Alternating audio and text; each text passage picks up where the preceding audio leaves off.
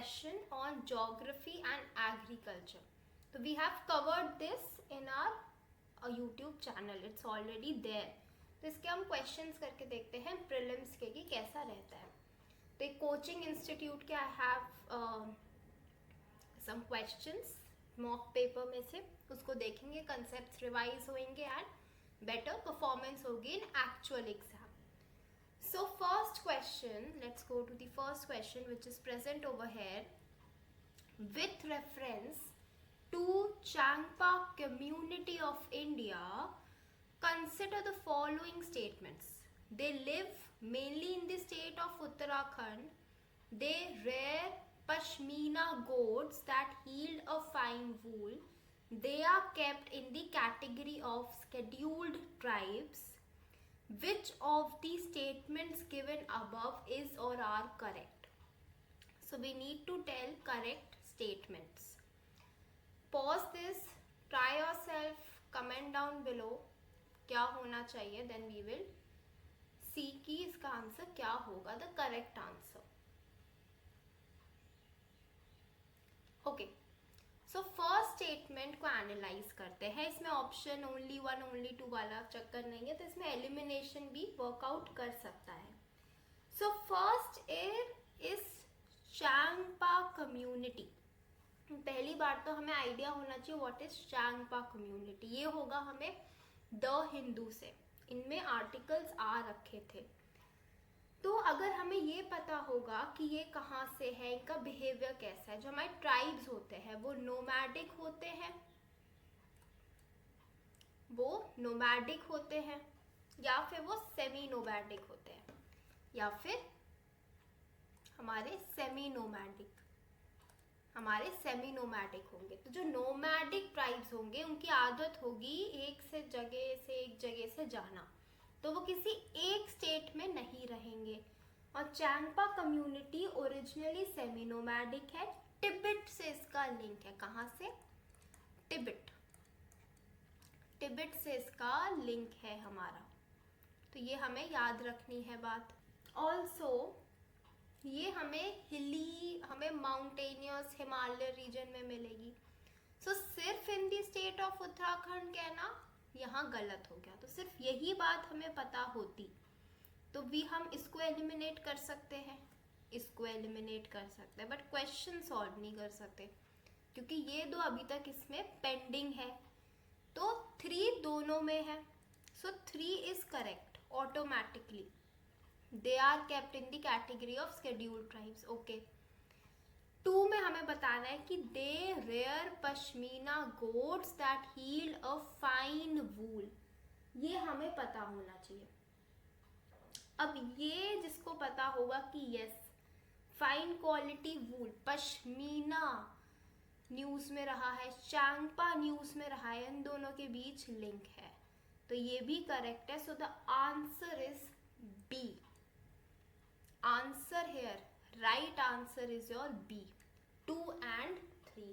तो by chance नहीं भी पता हो चांगपा का, पश्मीना का, बट आफ्टर दिस याद रहेगा कि Changpa community is semi nomadic, linked with Tibet, Himalayan region. They are not restricted to any particular state. ठीक है. पश्मीना गोट्स दे रेयर और स्केड्यूल्ड ट्राइब्स में है ये. तो इस इज इम्पॉर्टेंट. तो ये 2-3 पॉइंट्स है, एक बार पढ़ लिया तो हमें याद रहेंगे. Moving to next question, we have this question. It is saying consider the following statements. Statement 1 है, स्टेटमेंट 2 है. A higher loomage from power looms and hand looms compared to textile mills can be a boon for India.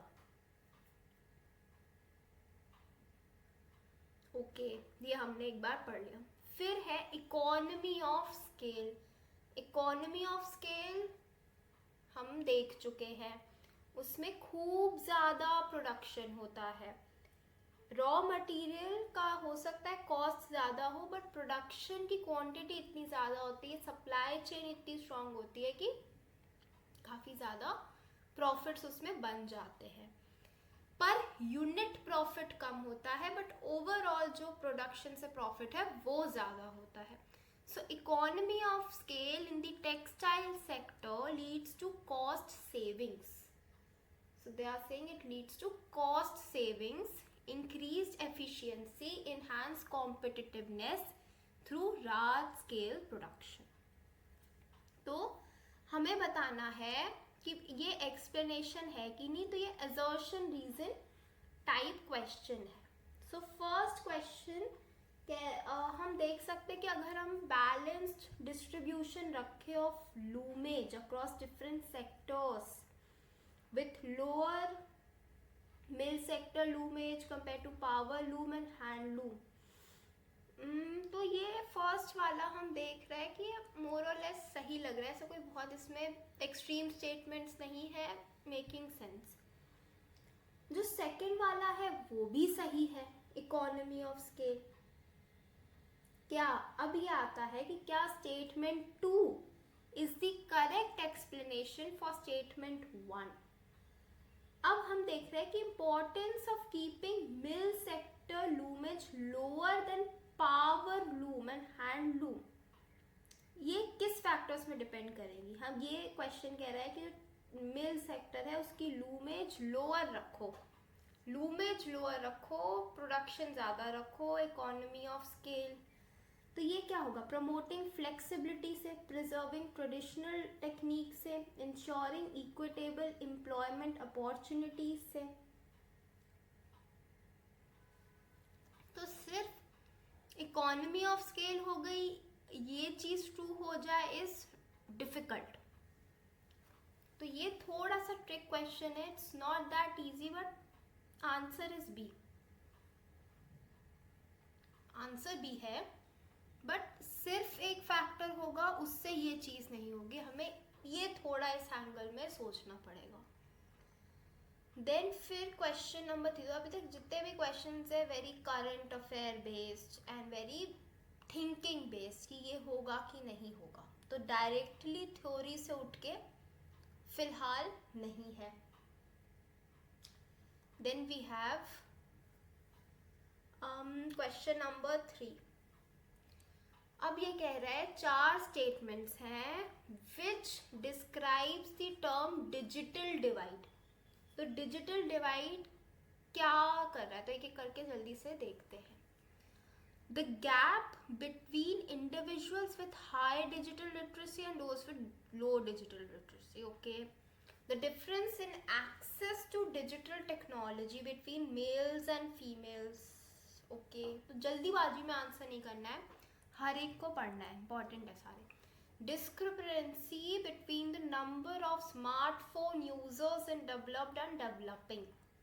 तो digital divide, तो ये divide को first में it is talking about digital literacy, then gender, then countries का level of development.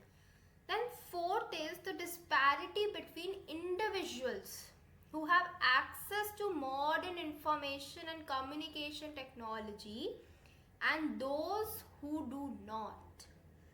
The 4 statements indicating the same thing, but कौन ज़्यादा अच्छा describe कर रहा है is important. First is talking about digital literacy. It is not talking about digital divide. तो हमें ये देखना है, हम digital divide specifically बात कर रहे हैं. B वाला is talking about only the gender aspect. It is telling about the gender divide. Gender divide. Gender divide only. Not digital divide. No, digital divide में gender divide. Not digital divide in its true essence. Third one is talking about countries. कि developed countries में smartphone कितना है, तो it is only limited to smartphones. But we know digital world is bigger, it is not just limited to a smartphone. तो ये थोड़ा incomplete लग रहा है. देन वी हैव, फिर बचता है 4. इसमें क्या है, ये मॉडर्न टेक्नोलॉजी है, बिल्कुल इंडिविजुअल्स की, कोई दूसरा डिवाइड नहीं लेके आ रहा है, ना जेंडर के लिए बोल रहा है, ना कंट्रीज के लिए बोल रहा है, they are saying among individuals कौन एक्सेस कर सकता है और कौन नहीं. तो it is being very simple and describing digital divide only. Digital literacy नहीं ला रहा, जेंडर नहीं ला रहा, स्मार्टफोन नहीं ला रहा, being straightforward in its approach. So D, we have D. We have done third question. It was easy, but इसमें easy था, but thing was right answer was the last option. बिल्कुल and में जाके इनने right option दिया था. कोई जल्दीबाजी में इसको भी डिजिटल डिवाइड मान सकता है, कोई इसको मान सकता है, कोई इसको मान सकता है, बट ये तीनों इनकम्प्लीट हैं. The complete is the fourth one which is important. What so we have fourth question now. Fourth question says, in the context of global issues. Okay, तो ये रिपोर्ट फेमस है. Brundtland report is primarily associated with which of the following? So pause and take your time.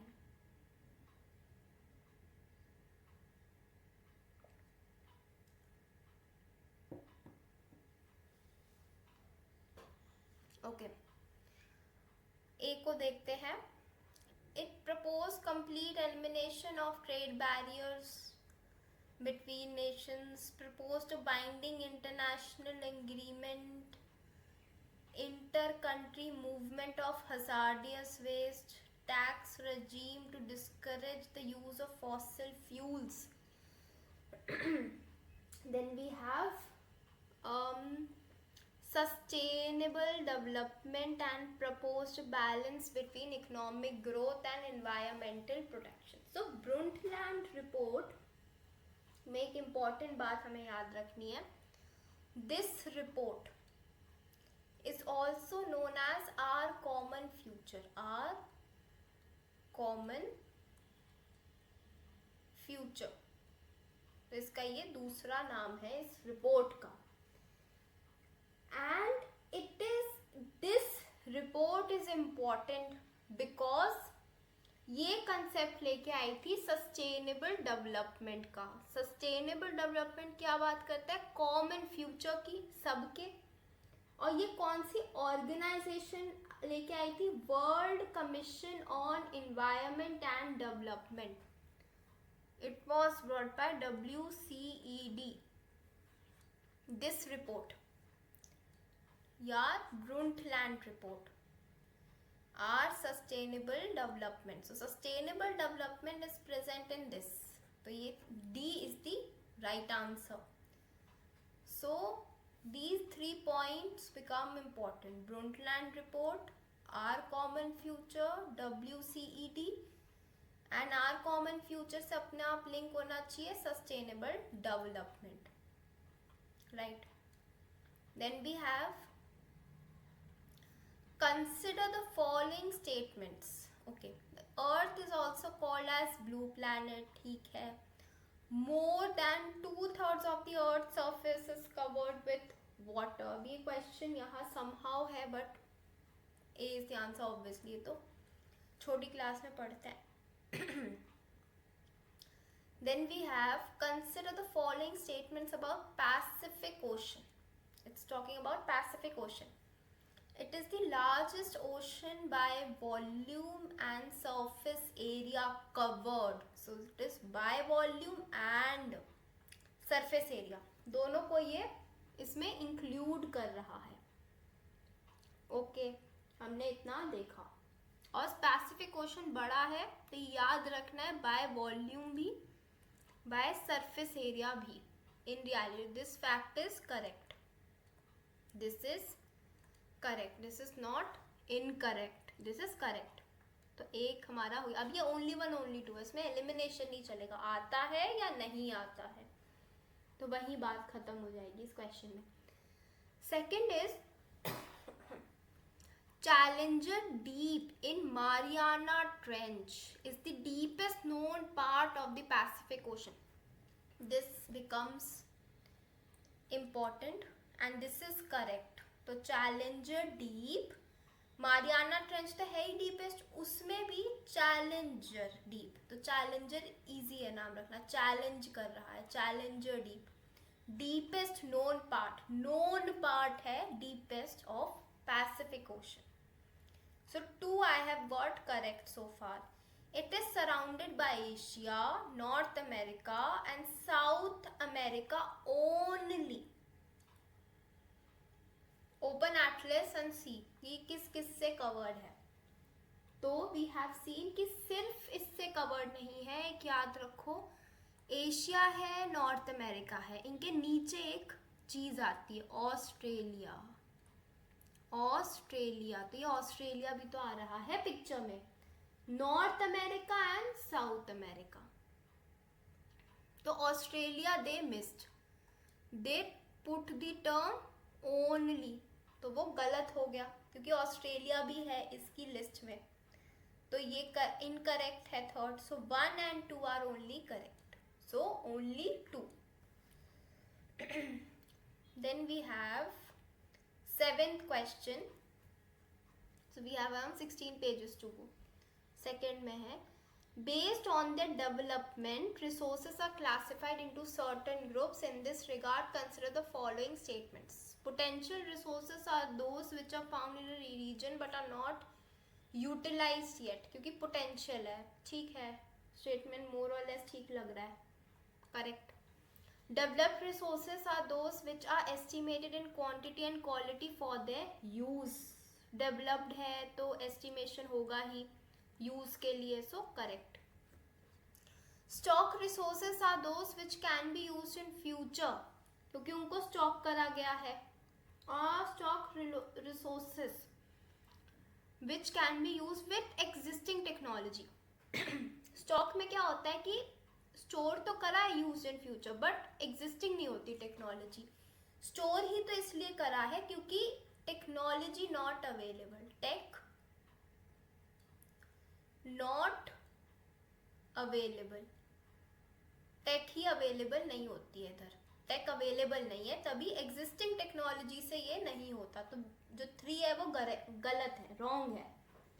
4th question is reserve resources are those which can satisfy human needs but they are not technologically accessible to humans. अब यहाँ पता होना चाहिए कि reserves are part of the stock which can be used soon with the help of existing technology. तो stock में कुछ reserves होते हैं, stock में we have some reserves stock में we have some reserves which can be used with existing technology. So ये जो classification है, it is taken from NCERT, मुझे याद है NCERT क्लास 10th में पूरा ये उनने एक्सप्लेन कर रखा है। NCERT क्लास 10th की they have explained कि रिजर्व क्या होता है, स्टॉक क्या होता है। तो 7th में आंसर क्या बना, 2 ही करेक्ट है, तो ओनली टू। तो गलती से बी ना लग जाए, ओनली 2 समझ के बी, बट ओनली 3 है, ओनली 2 फर्स्ट ऑप्शन है, so you have to be careful. 8th question is, these soils are generally sandy in texture and saline in nature. In some areas the salt content is high and common salt is obtained by evaporating the water. The lower horizons of these soils are occupied by कंकर because of increasing calcium. तो kankar formation we have seen, calcification जो होता है, kankar layer formation in the bottom horizons restrict the infiltration. Okay, ये restrict करती है, ये important बात है जनरली भी। Which of the following types of soil is described in the above passage? तो देखने वाली बात ही कह रहे कंकर फॉर्मेशन हो रही है सॉइल में, तो कौन से सॉइल में ये होती है? अगर हम एरिड की बात करें, जो ऑप्शन ए है, ये लोअर होराइजन्स इसके जो सॉइल की होती है ऑक्यूपाइड बाय कंकर। क्यों? क्योंकि increasing action of calcium content है और ये एरिड रीजन में है, इवेपोरेटिंग वाटर करेगा क्योंकि सन बहुत है, बाकी सब में वो चीज़ नहीं है, तो उससे हम याद रख सकते क्वेश्चन में ही बोला है, क्वेश्चन में ही बोला है बाय इवेपोरेटिंग द वाटर। ये काफ़ी सलाइन है, सैंडी है, एरिड में मीट कर रहा है, और ये मेंशन भी करा था कि ड्राई क्लाइमेट में होता है, ड्राई क्लाइमेट। तो ये ड्राई क्लाइमेट के चक्कर में ये चीज़ हमें देखने को भी मिलती है। So arid is the answer. Which of the following agricultural practices, ठीक है, कंसिडर द फॉलोइंग, ओके ठीक है, लिख दिया। How many of the above practices are undertaken for soil conservation. This is conceptual and easy, कि पता लग जाएगा। अब इसमें ओनली 1 ओनली 2 ही है, वो नहीं है कि वैसे बता रहे हैं एलिमिनेशन से। स्ट्रिप क्रॉपिंग, स्ट्रिप क्रॉपिंग में क्या होता है कि स्ट्रिप्स लगाई जाती है, लार्ज फील्ड्स है उसे डिवाइड करेंगे स्ट्रिप्स में, स्ट्रिप्स ऑफ ग्रास लगा देंगे, ग्रो बिटवीन द क्रॉप्स, तो वो एक तरह से बैरियर के तरह काम करेगा। तो स्ट्रिप है तो ये सॉइल कंजर्वेशन होगा। कॉन्टूर प्लोइंग, ये हमने देखा भी था, ये सॉइल कंजर्वेशन टेक्निक है। This is yes, again it is correct. Third is your creating shelter belts, belts of tree perpendicular to the slopes, perpendicular to the slopes, yes. तो shelter belts लगाओगे तो सॉइल इरोजन नहीं होने देगा, ये correct है। अब यहाँ है ploughing up and down the slope, क्या ये सही होगा? नहीं। प्लाउइंग, जीरो टिलेज फार्मिंग की बात करी थी, अप एंड डाउन करोगे मॉइस्चर हम हटवा रहे हैं, हम इरोजन प्रमोट कर रहे हैं, सो इट इज नॉट। बाकी सब है, बाकी सब है, सही है। So this should be your C, क्योंकि 3 सही है, तो only 3। Then we have your 10th question. Primitive subsistence farming is an ancient practice. Okay, subsistence farming पे है, primitive है, is an ancient practice of farming on small patches of land with the help of primitive tools. In this context, अच्छा, कौन से region में कौन सा होता है? So this question is purely memory based. Memory based.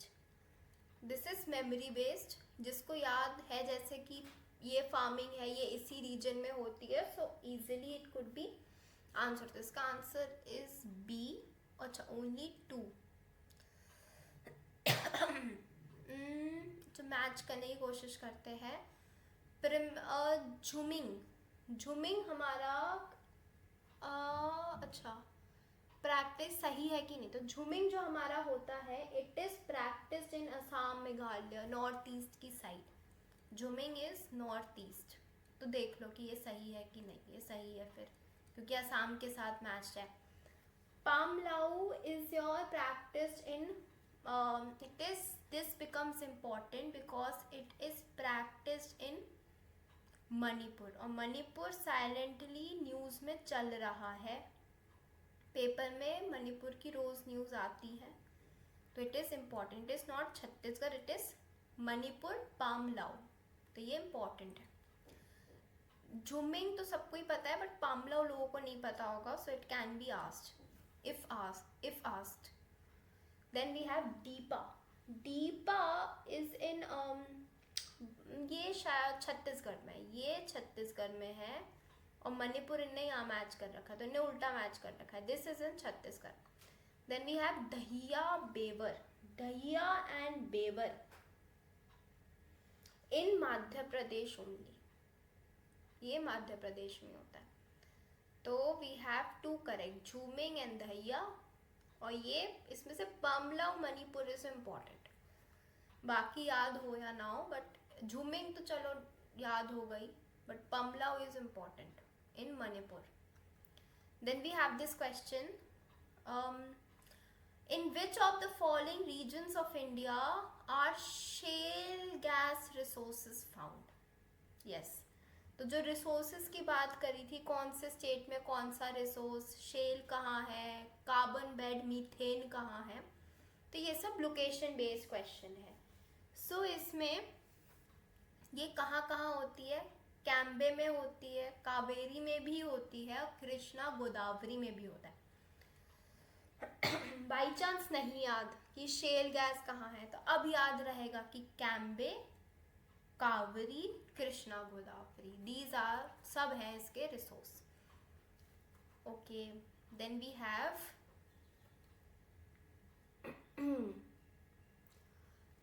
This question of 12th question.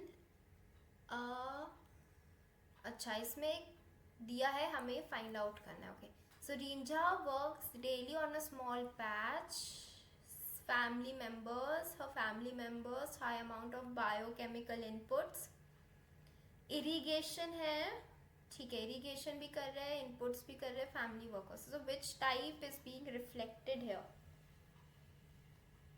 अब ये क्या है, अब इसमें ये है कि स्मॉल पैच में है विथ ऑल फैमिली मेंबर्स, मतलब बाहर से कुछ इनने नहीं करा है, और मिक्स्ड फार्मिंग का तो ऐसा कुछ लग नहीं रहा है, तो मिक्स्ड फार्मिंग आउट। अब ये बायोकेमिकल इनपुट्स यूज हो रहे हैं, तो प्रिमिटिव भी आउट, प्रिमिटिव तो कुछ नहीं है इधर। दो ऑप्शंस रह गए, commercial farming and intensive subsistence farming. Commercial farming नहीं है क्योंकि स्मॉल पैच है, ओनली फैमिली मेंबर्स है। कमर्शियल होती तो बाहर से लोग होते, हायर्ड होते, बड़ा पैच होता, तो कमर्शियल भी नहीं है, कमर्शियल भी आउट ऑफ द पिक्चर। तो बचा क्या, intensive subsistence farming. Intensive is important here because maximum output they are trying to derive from the land, even though it is subsistence, but intensive way में करा जा रहा है। So answer here is C. Then we have 13th question. In the context of oil seeds, ठीक है, consider the following, और इसमें से हमें correct बताना है, so elimination can work out. 4 4 4 4, चारों में 4 है, means this is correct. तो castor seed is grown both in rabi and kharif, तो we can learn this. एक important point है, castor seed जो है वो राबी में भी ग्रो होगा, खारिफ सीजन में भी ग्रो होगा। अब हमें 1 2 3 में एलिमिनेशन करना है। 1 में एलिमिनेशन करते हैं क्योंकि 1 यहाँ भी है, यहाँ भी है, तो 2 ऑप्शन एलिमिनेट हो जाएंगे, और फिर 3 भी सब में है। ओके, सो 3 भी सही है, 3 भी सही है कि sesamum is a kharif crop in north and rabi crop in south. So this is important कि this crop it is kharif in north and rabi in south. कौन सा क्रॉप, जो, तो KN we can learn it as KN, kharif north, SR and SR, south में rabi, kharif north, south में rabi, KN SR for sesamum. 1 and 2 में सारा अब क्वेश्चन हमारा आके अटक गया, जिसको ये आता होगा क्वेश्चन ये सॉल्व होगा। सो फर्स्ट इज कि groundnut is majorly a rabi crop, और तब हम क्रॉप्स पढ़ते हैं, so we have seen groundnut is a species, legume में है, मतलब बीन फैमिली में है। ये क्या फैमिली है इसकी, बीन, ये बीन्स में आता है, ये लेग्यूम्स में आता है, और ये हमारे खारिफ होते हैं। इट इज खरीफ और kharif, it is kharif, it is kharif, kharif, तो ये गलत हो गया। So 1 is incorrect, 1 gone, 1 gone. अब इन दोनों में 2 सही है कि नहीं, कि linseed and mustard are primarily your kharif crops. अब ये पूछ रहे हैं लिनसीड और मस्टर्ड। अब लिनसीड और मस्टर्ड याद होना चाहिए कि ये रबी है, ये खरीफ नहीं है। तो ये भी इनकरेक्ट है. The linseed and mustard are rabi. These are rabi. These are rabi. So 1 and 2 both are incorrect. So answer becomes your 3 and 4. 3 and 4 only. बाकी 1 and 2 तो हमारे incorrect ही हो गए. Then we have 14th. Which consider the following states. How many of the above are generally known as major tea producing states in India? Tea producing. तो ये सब जो जितनी भी टी ग्रोइंग स्टेट्स हैं वो पता होनी चाहिए. तो कौन कौन सी है? ओनली 1 2 3 है, सो नो ऑप्शन एलिमिनेशन है.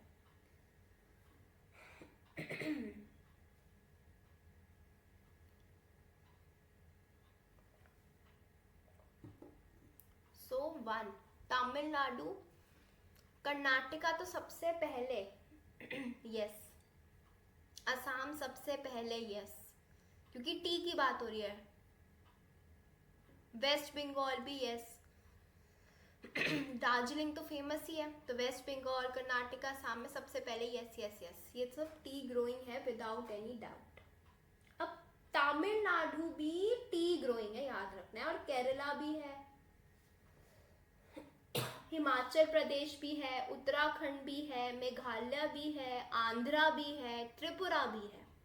बस गुजरात जो है यहाँ दिख रही है ना, ये बिल्कुल ऑड वन आउट है. Gujarat is not.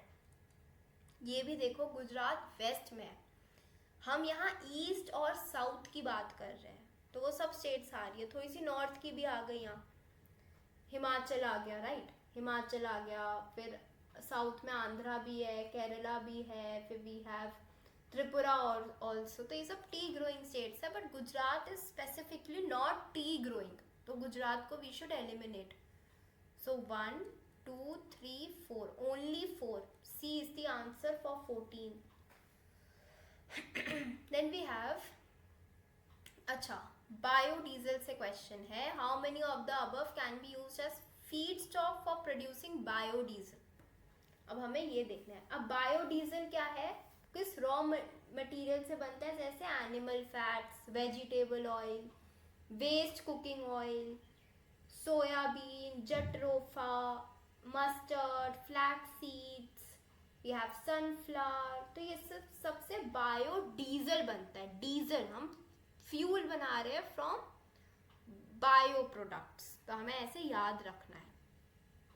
अब उससे, अब हमें ये सब याद होना चाहिए. सबसे पहले तो मस्टर्ड से बनता है, आई जस्ट सेड, जट्रोफा से बनता है, फ्लैक्स सीड से बनता है, सोयाबीन से भी बनता है, एंड बनता है. तो इन सब से ये बन रहा है. अब बायोडीजल इज इम्पोर्टेंट हेयर. सिर्फ ये क्वेश्चन आए नॉट नेसेसरी. अब एडवांटेजेस ऑफ बायोडीजल क्या है फॉर द मेंस, कि क्यों बायोडीजल, क्योंकि it contains higher hydrogen, oxygen and less carbon when compared with fossil fuels. So it has less carbon see from fossil fuels. जब हम fossil fuels को देखते हैं, तब हम fossil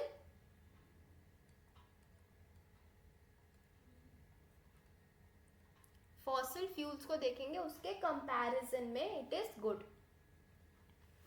then we have 16th question. Which of the following crop is a leguminous crop. Leguminous crop. Leguminous crops are also known for nitrogen fixation. तभी उसको intercropping या क्रॉप रोटेशन होता है, तो उसको वीट के साथ लगाने को बोला जाता है, क्योंकि वीट नाइट्रोजन ले लेता है सॉइल से. एंड लेग्यूमिनस क्रॉप्स क्या करते हैं, उसी नाइट्रोजन को वापस डाल देते हैं. सो दे आर गुड. सो 16 में soybean is the answer. It is a leguminous crop. और ये जो मैंने अभी बोला कि नाइट्रोजन फिक्सेशन, तो ये एक बैक्टीरिया के साथ मिलके करते हैं, सिम्बायोटिक रिलेशनशिप दिखाते हैं. सो this is the part of ecology, this concept symbiosis, जो बोला बैक्टीरिया के साथ मिलके nitrogen fixation. Then we have a very novel question here, ilmenite and rutile. अच्छा, ये है करंट अफेयर से बेस्ड. टाइटेनियम, तो ये बेसिक साइंस क्वेश्चन है मोर और लेस, और लिंक टू को आयरन ओर्स एंड हमारा वो वाला पार्ट हो गया इंडस्ट्री का. तो इसमें कह रहा है कि हमें करेक्ट बताने हैं. तो इसमें मेनली सारे ही एक कॉमनली इन सी बीचेस सारे ही करेक्ट है. एंड ऑल्सो एक बार रीडिंग से आइडिया लग जाएगा what is the question about. और ये स्टेटमेंट्स फिर इनकाउंटर होंगे तो हमें एक रफ आइडिया रहेगा, अच्छा पढ़ रखा है कि जो टाइटेनियम है उसका सोर्स इल्मेनाइट एंड ड्यूटाइल है. Ilmenite and rutile commonly found in sand beaches है. एंड ये दोनों are added in toothpaste to improve its brightness.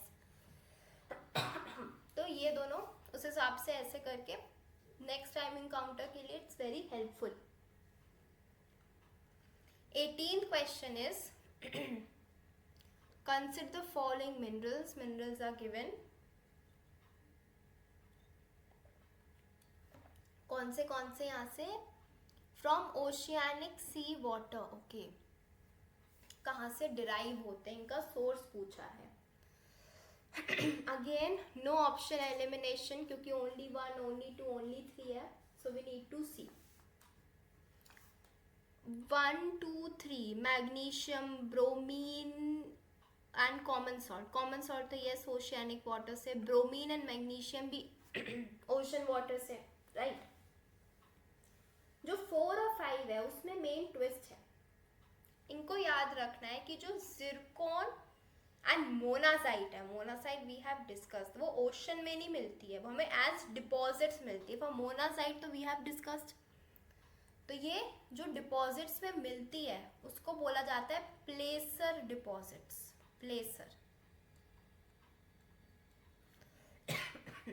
प्लेसर deposits.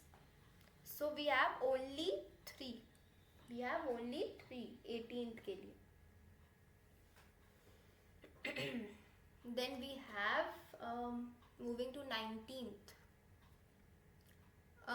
अच्छा, फेरस मिनरल से रिलेटेड क्वेश्चन है 19th कि ये थोड़ा सा केमिस्ट्री में भी हम पढ़ते हैं स्कूल में, तो ये वहाँ से किसी को आइडिया हो so it can be solved easily.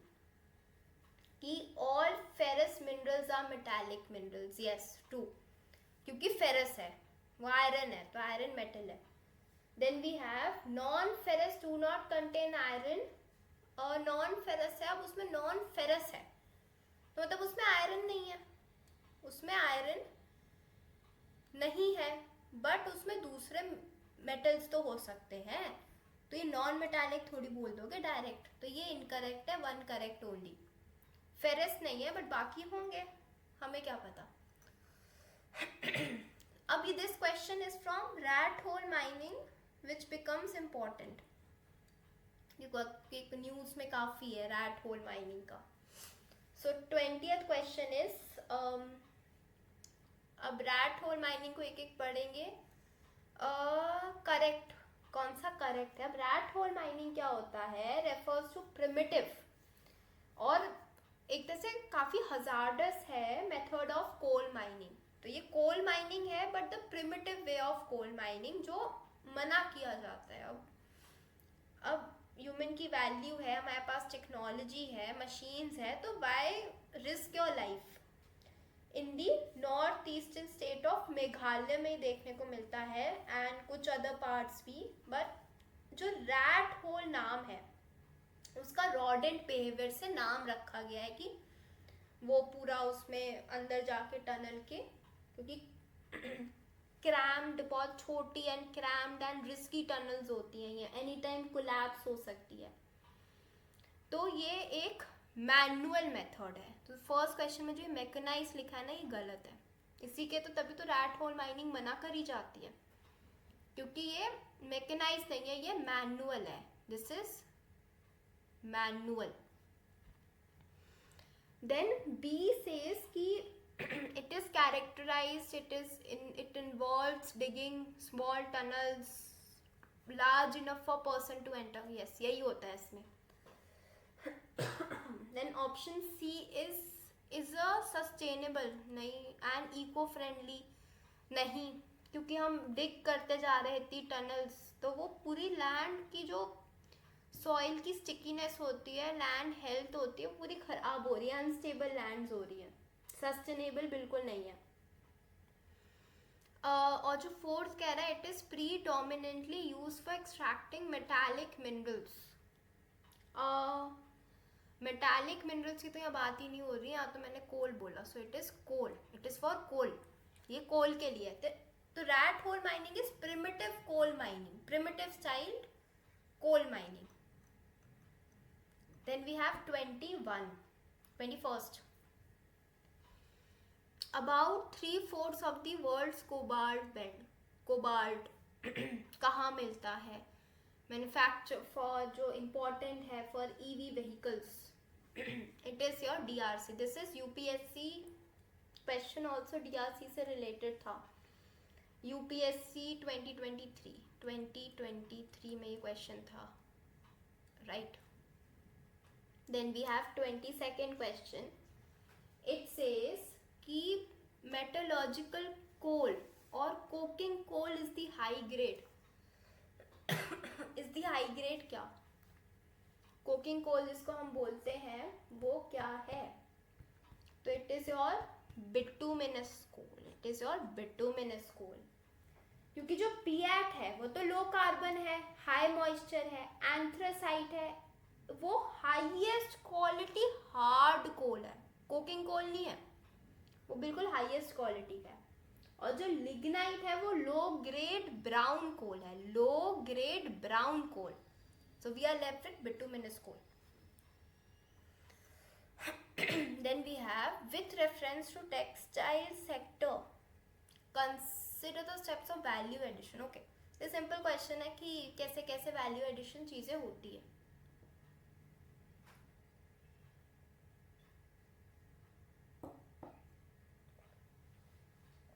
इसको देखेंगे ध्यान से तो आंसर शुड बी सी. 23 का सी एंड सेल्फ एक्सप्लेनेटरी है, तो कुछ इसमें नहीं है.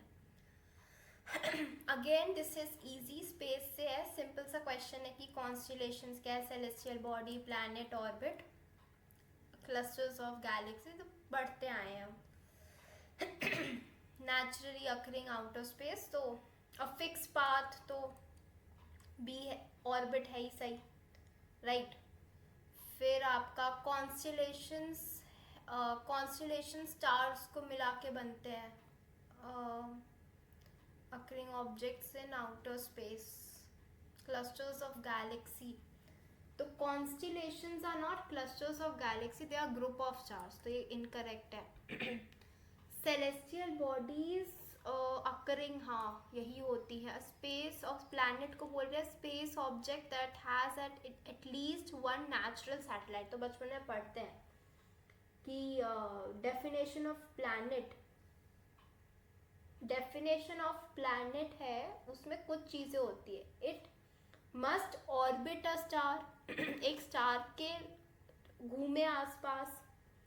It must be big enough कि ग्रेविटी हो, कि जो स्फेरिकल फेस में घुमाए ऑब्जेक्ट्स को, एंड बिग इनफ कि उसका साइज सिग्निफिकेंट हो.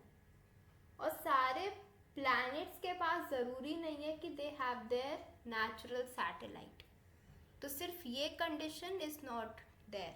तो हमारे पास 1 and 2, ओनली 2 सही है 24th के. हाँ आई होप, हाँ यही होगा, क्योंकि प्लैनेट में नेचुरल सैटेलाइट होना जरूरी नहीं है. 25 in recent years there is a tendency, 25 is here, 25 for sugar mills. अच्छा, this we have discussed कि sugar mills की shifting क्यों हुई है from north states to southern and western. तो this we have covered this question. colonial policy, sugar cane को लेके क्या हुआ कि वही ड्रेनेज सिस्टम था colonial times, but after that south में शिफ्टिंग हुई, तो पूरी इसकी कहानी है। तो question number 25 is starting from here, यहाँ से, and it is going up till here. ये पूरा, इसके ऊपर नहीं है। ये पूरा ये रहा 25। ये है 25 क्वेश्चन।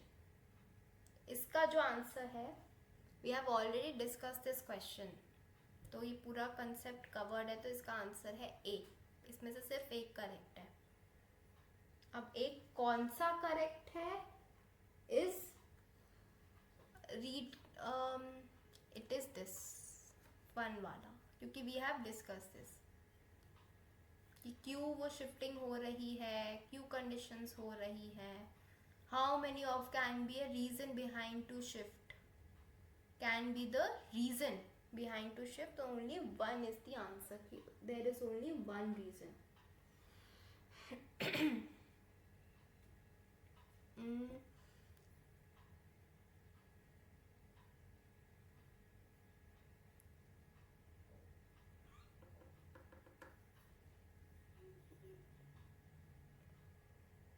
शुगर कंटेंट को लेके तो इसमें होगा ही, और जो ये डिजीज की बात कर रहे हैं, तो नॉर्दर्न स्टेट्स में जब ये उगाई जाती है sugar mills, sugar cane sugar mills को जाती है, तो disease can be avoided, disease can be avoided, बस एक्स्ट्रा क्रॉप साइकिल्स लगती हैं।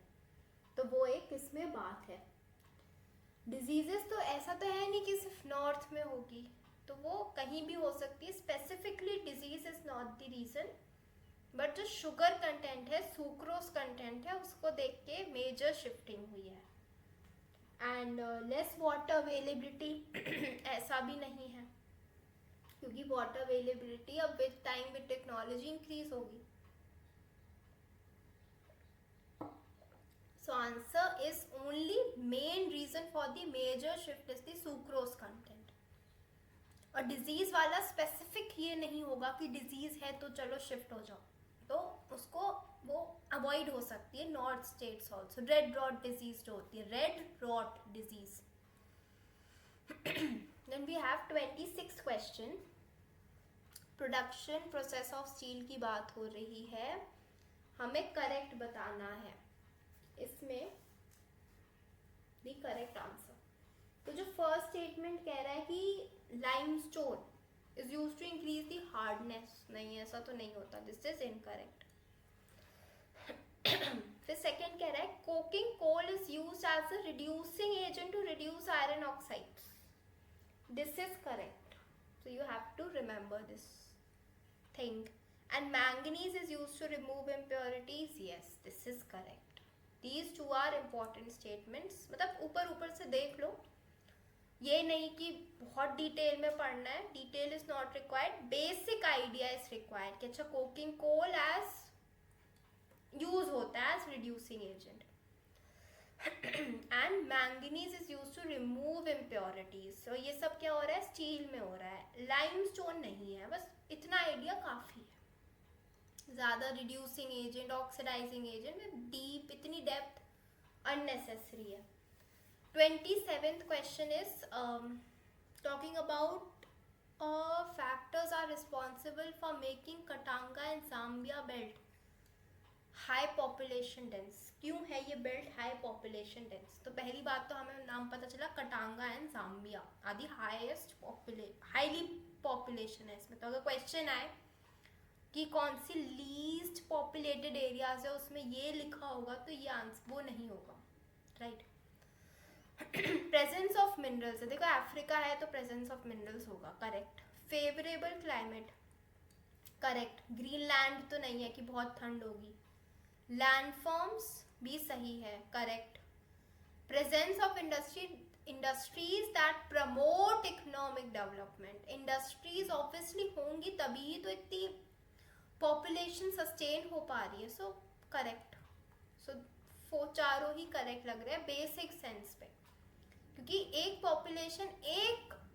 पॉपुलेशन लेवल के बाद अगर इंडस्ट्रीज नहीं होंगी, इकोनॉमिक डेवलपमेंट नहीं हो रहा होगा, तो लोग कैसे फिर सरवाइव करेंगे? तो वो एक क्वेश्चन आ जाता है।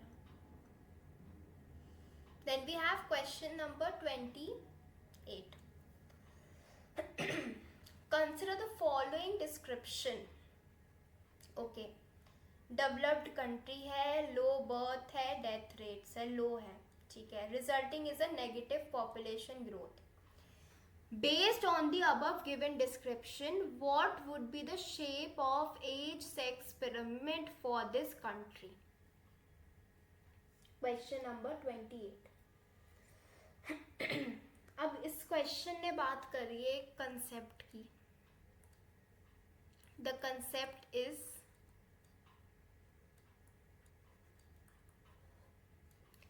अब ये क्या होता है, इसमें हम एज भी ले रहे हैं, इसमें हम सेक्स भी ले रहे हैं और इसको फिर अब प्लॉट कर रहे हैं. तो इसके डिफरेंट वेरिएशंस बनते हैं. जैसे एक वेरिएशन है ये, इसमें पूरी पॉपुलेशन बेस है कि मतलब इन्फेंट्स को मैंने नीचे रखा है, फिर धीरे धीरे एज इंक्रीज हो रही है, एल्डरली को मैंने सबसे ऊपर रखा है और यहाँ मेल रख दिए. इस साइड, इस पूरी साइड मैंने मेल रख दिए, यहाँ मैंने सारी फीमेल्स रख दी. कहने का मतलब मैंने ली यहाँ पॉपुलेशन, पूरी पॉपुलेशन मैंने यहाँ सेट कर दी ऐसे ऐसे करके, depending on the age. Infants को नीचे, एल्डरली को ऊपर. तो इन्फेंट्स दिखा रहे हैं मुझे बर्थ रेट, ये मुझे दिखा रहे हैं बर्थ. एल्डरली मुझे दिखा रहे हैं डेथ रेट, DR. जो इस साइड है, ये वाली जो पूरी साइड है, यहाँ है मेल्स, और जो ये पूरी साइड है, यहाँ है मेरी फीमेल्स, राइट. तो ये ऐसे ये पूरा पिरामिड बन गया. अब जो क्वेश्चन है, क्वेश्चन इज सेइंग कि डेवलप्ड कंट्री है with low birth and death rates and negative population growth. तो क्या होगा? तो सिंपल सी बात है कि जो उसका बेस है जो उसका बेस है, दिस इज द बेस, वो नैरो होगा क्योंकि बर्थ रेट कम है, तो वो चपटा होगा, पतला सा कम होगा, वाइड नहीं होगा. और ब्रॉडर टॉप होगा, indicating a higher portion of elderly. और डेथ रेट भी कम है, डेथ रेट कम है तो एल्डरली लोग ज्यादा हैं और बर्थ कम हो रही है. तो कुछ ऐसा होगा, ऊपर इतना बड़ा होगा, नीचे इतना छोटा होगा, जो क्वेश्चन के हिसाब से. इतना हमने देखा. अब उसके बाद बीच का जो होगा सो होगा, बट ऐसा सा कुछ ग्राफ होगा, something like this. This red one is the answer.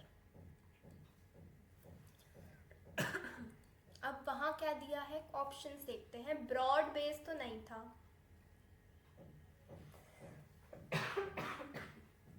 Narrow base है, ब्रॉड टॉप है, ये तो सही है. ये तो सीधे मैच कर गया हमारा ऑप्शन बी, 28 का बी.